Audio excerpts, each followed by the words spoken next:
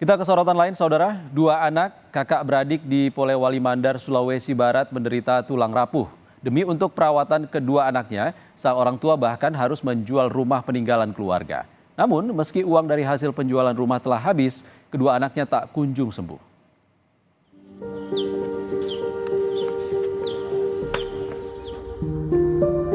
Bangunan yang tertutup terpal dengan ukuran 3 x 3 meter ini merupakan rumah bagi keluarga Munir. Munir tinggal di tempat ini sejak 2 tahun lalu dengan istri dan ketiga anaknya. Bangunan yang berada di Desa Banatorejo, Kecamatan Tapango, Polewali Mandar, tidak berisi perabotan. Bahkan untuk tidur hanya beralaskan karpet usang dan terpal bekas. Kondisi keluarga Munir semakin memprihatinkan. Lantaran 2 dari 3 anaknya mengalami kelumpuhan dengan diagnosis tulang rapuh atau osteogenesis imperfecta. Akibat penyakit yang dideritanya, kedua anak Munir hanya dapat terbaring dan tak bisa beraktivitas. Penyakit tulang rapuh ini pun membuat kedua anak ini tidak tumbuh sempurna. Munir mengaku kedua anaknya menderita penyakit tulang rapuh sejak mereka masing-masing memasuki umur 2 tahun. Segala cara telah ditempuh untuk mengobati kedua anaknya, namun tidak membuahkan hasil. Munir bahkan sempat menjual rumah peninggalan keluarga di Desa Kuajang untuk biaya pengobatan. Sehingga karena tak lagi memiliki rumah, mereka kemudian datang di Desa Banatorejo untuk bekerja sebagai buruh batu merah dan membangun gubuk di lahan warga. Itu tulang rapuh, kata dokter tulang rapuh. Itu sudah diupayakan pengobatan?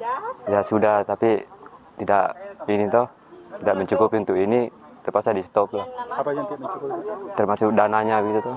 Itu sudah upayanya sampai di mana untuk cari dana? Sudah jual rumah lah.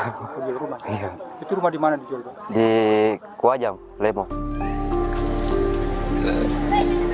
Kini sang ayah hanya bisa pasrah dan tidak bisa berbuat banyak untuk membiayai pengobatan kedua buah hatinya. Upah yang diperoleh sebagai buruh pembuat batu merah juga terkadang tidak cukup untuk biaya kebutuhan hidup sehari-hari. Meski demikian, Munir mengaku masih mendapat bantuan sosial berupa beras dan bantuan tunai lainnya yang cukup membantu meringankan beban mereka. Sementara itu, kisah kedua kakak beradik yang menderita tulang rapuh ini telah diketahui oleh Dinas Kesehatan Kabupaten Polewali Mandar. Mereka langsung memberi respons dengan memeriksa kedua anak ini dan memberikan asupan gizi. Keduanya bahkan akan dirujuk ke Rumah Sakit Umum Polewali Mandar guna penanganan lebih lanjut. Selain menderita tulang rapuh dan gangguan tungkai bawah, kedua anak ini juga mengalami gizi buruk. Berat badan anak pertamanya yang berusia 10 tahun saat ini hanya 11 kg. Sementara adiknya yang berumur 3 tahun hanya 6 kg. Kondisi ini mengharuskan kedua anak ini mendapat penanganan dari dokter ahli di rumah sakit. Nah, jadi memang mereka dua-duanya mengalami gangguan gizi. Secara status gizi, mereka berada pada -3 standar deviasi atau kita istilahkan gizi buruk. Bahwa beberapa intervensi kita sudah lakukan melalui edukasi, pendekatan persuasif, kemudian pemberian suplemen, melakukan pengukuran secara langsung, ya, kemudian konsultasi dengan dokter, seperti itu.